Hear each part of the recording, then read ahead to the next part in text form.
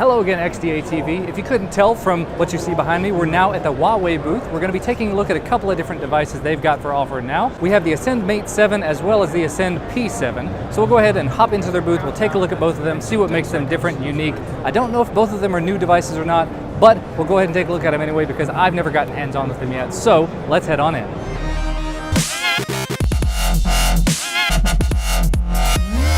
If you're not familiar with the live device in front of you, neither am I. This is the Huawei Ascend Mate 7. Mate may not be exactly the way to pronounce that, but either way, this is a 6-inch full HD display.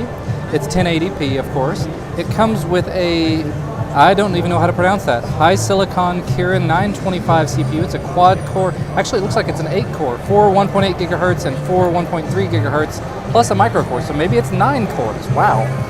13 megapixel camera, 5 megapixel front facing camera, Android 4.4, as well as Huawei's MUI 3.0, yeah. 2 gigabytes of RAM, 16 gigs of built-in storage. That's a little bit limited at this day and age, but whatever. It does have a 4100 milliamp hour battery though, which a device this size, you can definitely pack a whole lot of battery in there. I do notice here on the back, I think this is actually a fingerprint sensor. So yeah, this is the Huawei Ascend Mate 7. It does have Bluetooth 4. It can do a portable hotspot. That's a lot of Android stuff there. It says active fingerprint recognition, but I'm not going to take the time to actually go through and set that up. It's an interesting looking device. If this is something that's interesting to you, it's a little bit large for me, but it is decently thin and not terribly heavy. I mean, it's got all this security sensor stuff on the back, so it's hard to get a sort of a gauge for the weight, but not a bad looking screen.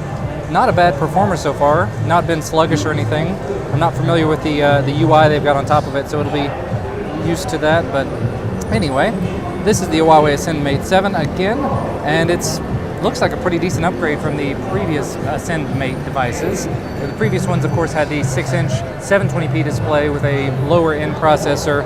This one definitely, 9-core processor with 2 gigs of RAM and unfortunately only 16 gigs of storage.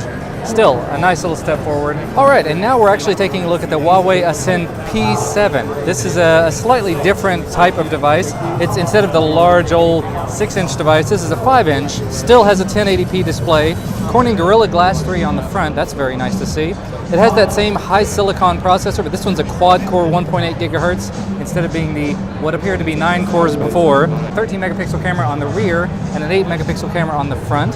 Comes running Android 4.4 KitKat again with their Emotion UI 2.3 instead of the 3.0 we saw earlier.